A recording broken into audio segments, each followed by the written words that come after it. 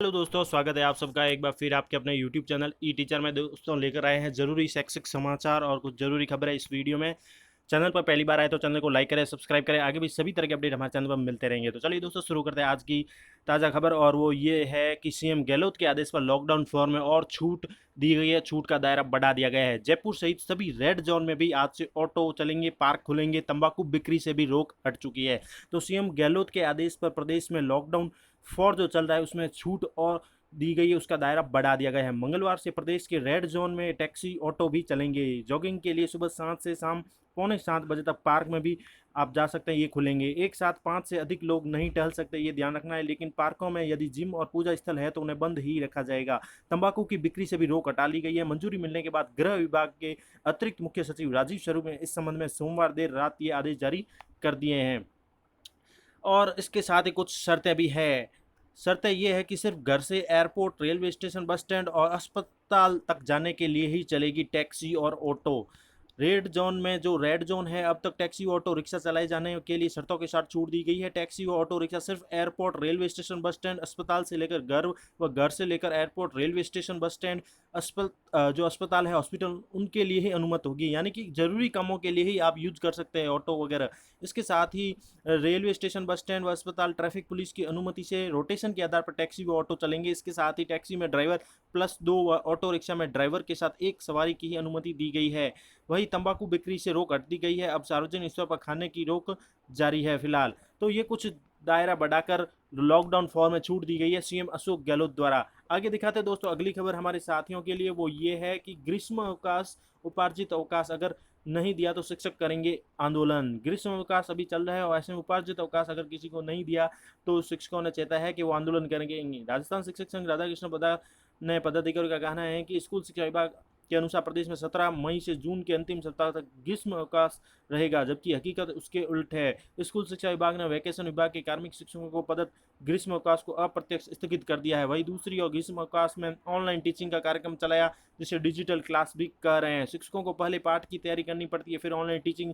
ऐसे में ग्रीष्म अवकाश कैसे हुआ? ग्रीष्म अवकाश में शिक्षकों से कार्य कराने पर उन्हें 3 कार्य दिवस के बदले एक जो उपार्जित अवकाश जिसे पीएल कहते हैं वो दे होता है। ऑनलाइन टीचिंग या डिजिटल क्लासेस, उसका फीडबैक। 5 अभिभावकों से नित्य बात करना, ऑनलाइन फॉर्म भरना, चित्रकला, निबंध प्रतियोगिता करना जैसे कार्य की करने की श्रेणी में जो है नहीं आते। अगर यह कार्य है तो शिक्षक अभी भी वर्क फ्रॉम होम कर ही रहे हैं। साथ ही लाखों शिक्षक कोविड-19 में अभी भी विभिन्न स्थानों पर दिन रात अपनी सेवाएं व ड्यूटी दे रहे हैं। और तो ऐसे में संघ का राज्य सरकार से अनुरोध है कि शिक्षकों को बंधुआ मजदूर ना समझे और उन्हें जो है ग्रीष्म अवकाश का लाभ दें। साथ ही जो ग्रीष्म अवकाश में काम कर रहे हैं उनको उपार्जित अवकाश जरूर दें, नहीं तो शिक्षक करेंगे आंदोलन। आगे खबर है शिक्षा जगत से जुड़ी हुई वो ये है कि शिक्षा में महत्वपूर्ण खबर आ रही है, वो ये है कि रीट की परीक्षा सितंबर में होगी, आगे भी जारी रहेगी ऑनलाइन पढ़ाई। परीक्षा की तैयारियां स्कूल जुलाई से हो सकते हैं शुरू। तो कोरोना वायरस की वजह से चल रही लॉकडाउन के दौरान शिक्षा महकमा सबसे ज़्यादा प्रभावित हुआ है। ना स्कूलों में बच्चों की पढ़ाई हो पा रही है, ना ही अब तक आगे की पढ़ाई का कुछ मानक तय हुआ है। शिक्षा विभाग के अधिकारी और मंत्री लगातार इस कवायद में जुटे हैं कि किस तरह से इस व्यवस्था को फिर पटरी पर लाया जाए। इसी संबंध में शिक्षा मंत्री गोविंद सिंह डोटासरा ने शिक्षा विभाग के आगे की योजना के बारे में विस्तार से जानकारी दी है और उन्होंने बताया कि विभाग की सबसे पहली प्राथमिकता है बोर्ड की परीक्षाओं को आयोजित करवाना।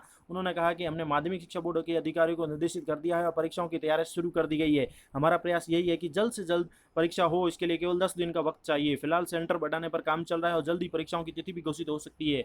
इसके साथ ही उन्होंने बात बताई कि शिक्षा विभाग में जो जुलाई से ही शुरू होगा नया सत्र। शिक्षा मंत्री ने कहा कि अभी तक नए सत्र की तैयारी के अनुसार स्कूलों का जो नया सत्र है 1 जुलाई से शुरू होगा। अब यह तैयारी की जा रही है कि किस तरह से बच्चों को कक्षा में बुलाया जाए। इसके लिए यदि सोशल डिस्टेंसिंग की जरूरत पड़ेगी तो बंद पड़े स्कूलों को फिर से काम में लिया जा सकता है। इसके साथ ही स्कूलों में सैनिटाइजर, मास्क की व्यवस्था की जाएगी। अभी तक सत्र आगे बढ़ाने की कोई योजना नहीं है। उन्होंने कहा है कि प्रदेश में बेरोजगार लंबे समय से रीट परीक्षा की भी मांग कर रहे हैं और अब यह तय है कि सितंबर में ही यह परीक्षा आयोजित करवाएंगे, जिससे कि लोगों को रोजगार मिल सके। उन्होंने बताया कि इसके बाद शिक्षा विभाग में शिक्षकों की कमी पूरी हो जाएगी। डोटासरा ने कहा कि रीट को लेकर अधिकारियों के साथ बैठक भी हो चुकी है और यही प्रयास रहेगा कि सितंबर के पहले सप्ताह में रीट की परीक्षा आयोजित हो जाए। उन्होंने बताया कि सेकंड ग्रेड की शिक्षक भर्ती परीक्षा भी जल्द आयोजित होगी। शिक्षा मंत्री ने कहा कि जो ऑनलाइन पढ़ाई के लिए स्माइल प्रोजेक्ट भी शुरू किया गया, वह आगे भी जारी रहेगा। डोटासरा का कहना है कि दूरदर्शन और आकाशवाणी के जरिए भी पढ़ाई करवाई जा रही है और उसका अच्छा रिस्पांस भी मिल रहा है। तो ये शिक्षा जगत से जुड़ी हुई खबर है। आगे दिखाते हैं और एक खबर दोस्तों, वो ये है कि सीबीएसई की परीक्षाएं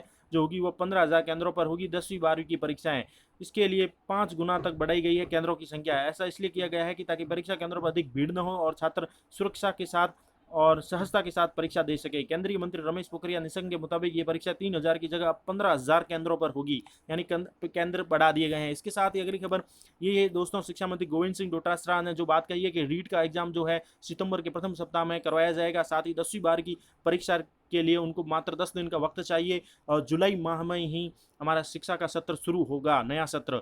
सोशल डिस्टेंसिंग के लिए बंद विद्यालयों का भी कर सकते हैं उपयोग। स्कूल खुलने के बाद भी चलेगा स्माइल प्रोजेक्ट। इसके साथ उन्होंने बात कही कि ऑनलाइन स्माइल प्रोजेक्ट जो शुरू किया गया है, यह प्रोजेक्ट ऑनलाइन जो है ये लॉकडाउन समाप्त होने के बाद भी जारी रहेगा। स्माइल प्रोजेक्ट को स्कूल खोलने के बाद भी बंद नहीं किया जाएगा।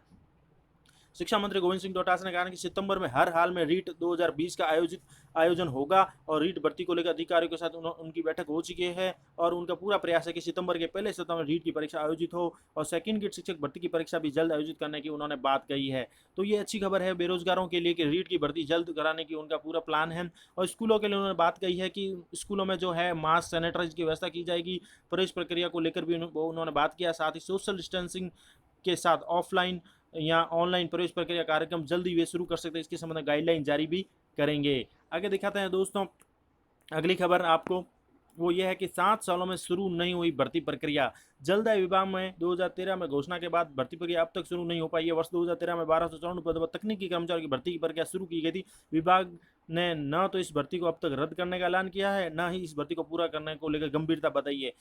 एक भर्ती के अलावा पिछले 30 सालों में जल विभाग में तकनीकी कर्मचारियों की कोई बड़ी भर्ती भी नहीं निकली है। एकमात्र यह भर्ती निकली वह भी फाइलों में दब चुकी है। 2013 में गहलोत सरकार के समय भर्ती में कार्य अनुभव को वरीयता दी गई थी। तब आवेदकों ने अनुभव प्रमाण पत्र बनवाकर आवेदन तो कर दिया, लेकिन भर्ती शुरू होने के थोड़े दिन ही बाद विधानसभा चुनाव हो गए और प्रदेश में भाजपा की सरकार बन गई। भाजपा सरकार ने इस भर्ती में आयु सीमा में छूट देते हुए ITI सहित कार्य अनुभव का प्रमाण पत्र नियम लागू कर दिया है। नियमों में बदलाव के बाद फिर से आवेदन की प्रक्रिया शुरू हुई तो 7 लाख ने आवेदन किया था, लेकिन अभी भी यह भर्ती अधर में पड़ी हुई है। नल मजदूर कर्मचारी यूनियन के प्रदेश अध्यक्ष संजय सिंह का कहना है कि भर्ती होने से कर्मचारियों की कमी दूर होगी। तो ये भर्ती जो है जल्द विभाग की काफ़ी लंबे समय से अटकी हुई पड़ी है। आगे दिखाते हैं दोस्तों, अगली खबर वो ये है कि सेकेंड ग्रेड जो शिक्षक हैं या भर्ती थी 2016, सेकेंड ग्रेड शिक्षकों की ज्वाइनिंग और नॉट ज्वाइन करने वालों की सूची मांगी गई है। माध्यमिक शिक्षा निदेशालय ने बीकानेर ने इस संबंध में ऑर्डर जारी किए हैं। जो वरिष्ठ अध्यापक भर्ती 2016 हुई थी उससे संबंधित ज्वाइनिंग और नॉट ज्वाइन करने वाले अभ्यर्थियों की सूचना मांगी गई है। माध्यमिक शिक्षा निदेशक सौरभ स्वामी ने इस संबंध में समस्त जो स्कूल निदेशक हैं उनको आदेश जारी किए हैं और 7 दिन में कार्य ग्रहण नहीं करने वाले तथा कार्य ग्रहण करने वाले तथा न्यायालय का जो वाद है स्थानांतरण के कारण मंडल परिवर्तित होने वाले अभ्यर्थियों की प्रमाणित सूचना मांगी है। इसके साथ ही सेकंड ग्रेड शिक्षक भर्ती 2016 में चयनित अभ्यर्थियों को 2 वर्ष पूर्व 2018 में मंडल आवंटन किए गए थे, लेकिन आरक्षित वर्ग के अभ्यर्थियों को अधिक अंक लाने पर भी गृह जिले में पोस्टिंग नहीं मिली थी और इससे कम अंक वाले आरक्षित कोटे में चयनित होकर गृह जिले में पोस्टिंग पाने में सफल हुए थे। इसको लेकर मामला कोर्ट में न्यायालय में चल रहा था। इसी को लेकर उन्होंने सूचना मांगी है ज्वाइन करने वाले और नहीं ज्वाइन करने वाले। तो ये थी दोस्तों कुछ जरूरी शैक्षिक समाचार इस वीडियो में। Thank you for watching our channel E teacher.